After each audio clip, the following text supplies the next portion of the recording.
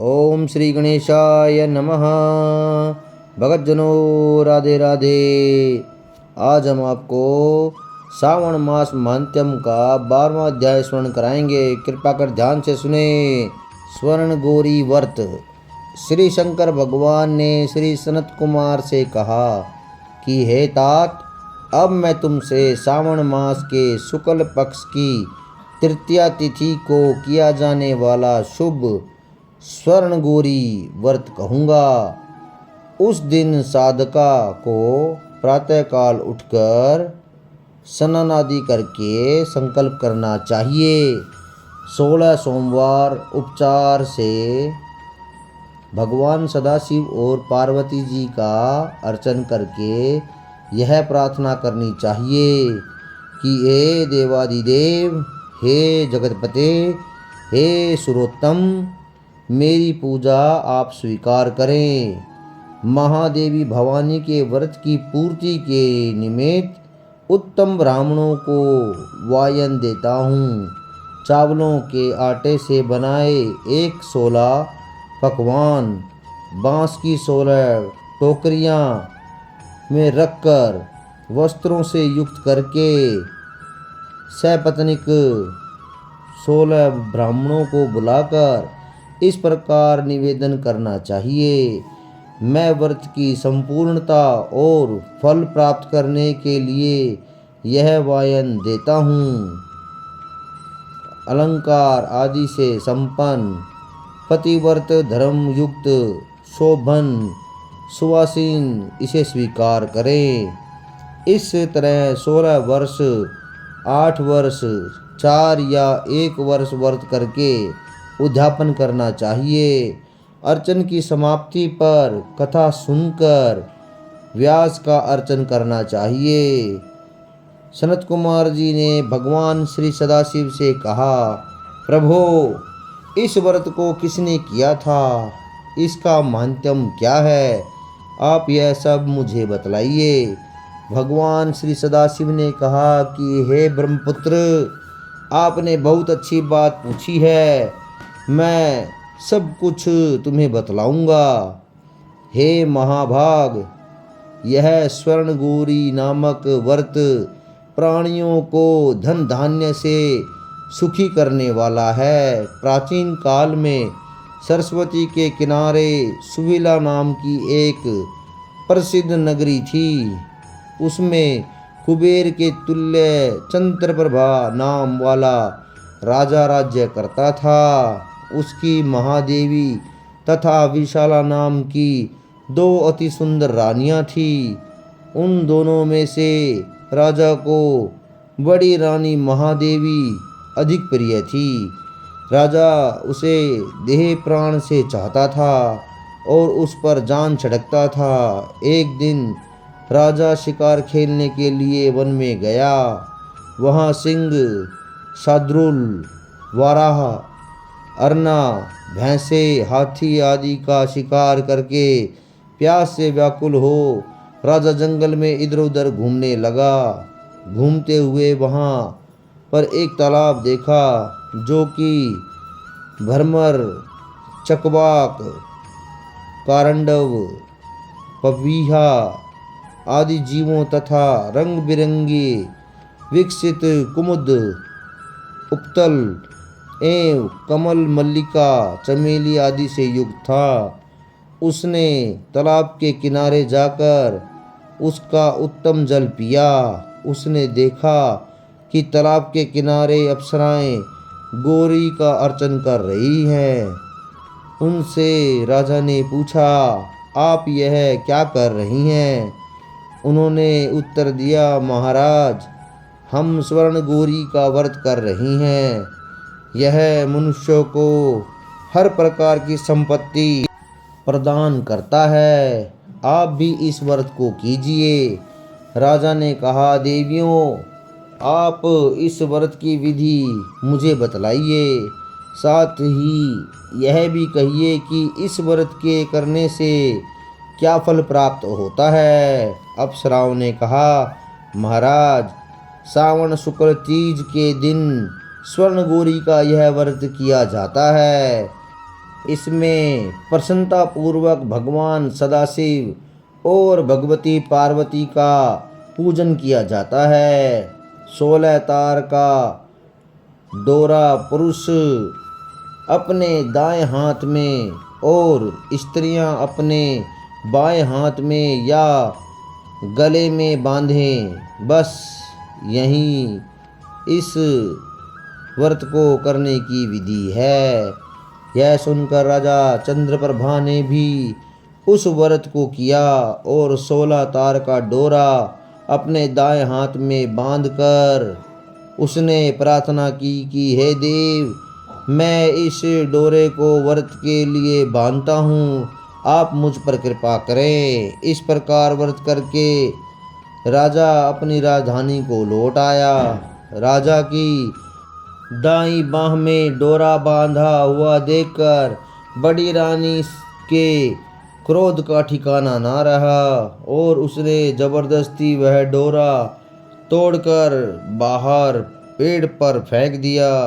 राजा ने उसे बहुत मना किया मगर वह नहीं मानी। उस डोरे के स्पर्श से वह सूखा पेड़ हरा भरा होकर हरे रंग के ताज़ा पत्तों से संपन्न हो गया।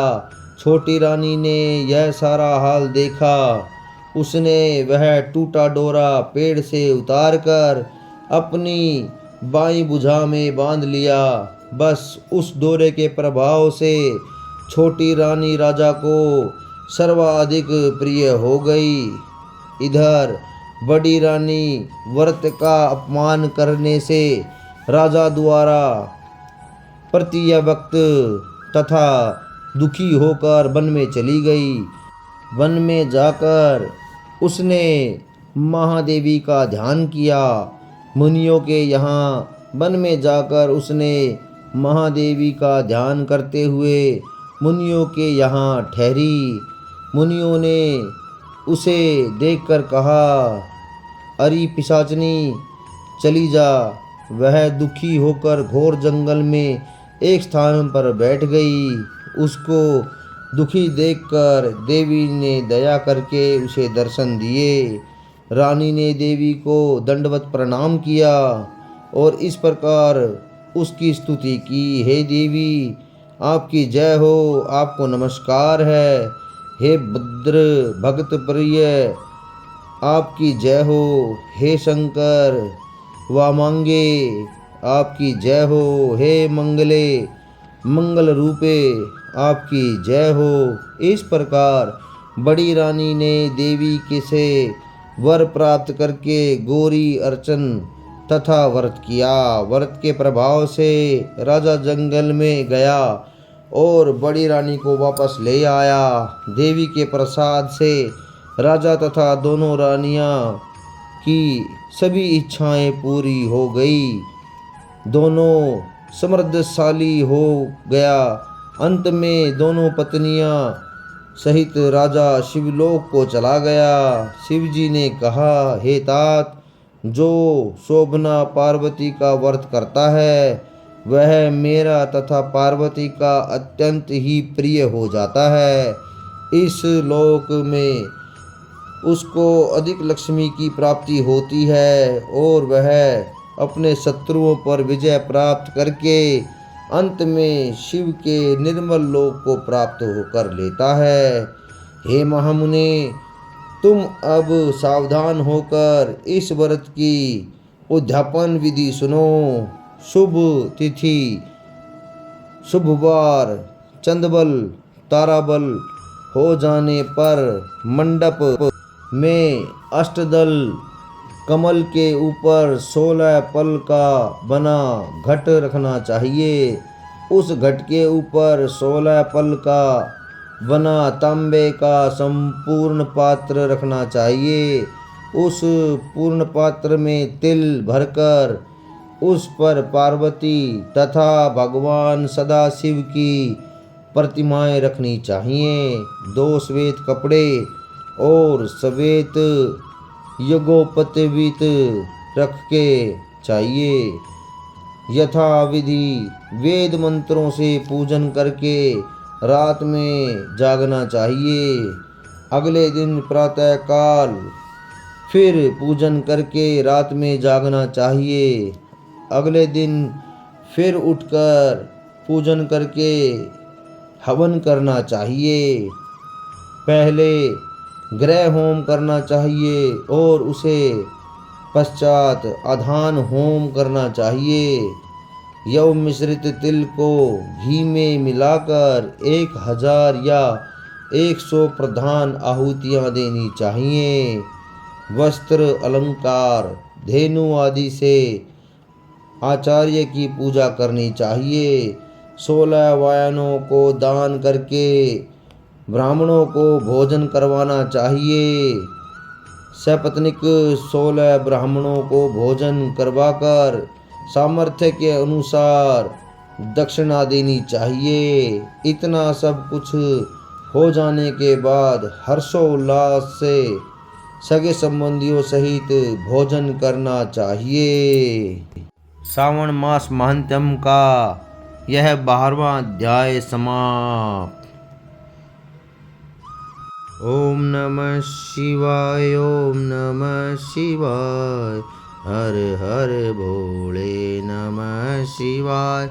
ओम नमः शिवाय, ओम नमः शिवाय, हर हर भोले नमः शिवाय। ओम नमः शिवाय, ओम नमः शिवाय, हर हर भोले नमः शिवाय। ओम त्र्यंबकं यजामहे सुगंधिं पुष्टिवर्धनम् उर्वारुकमिव बन्धनात् मृत्युमोक्षीयमामृतात्।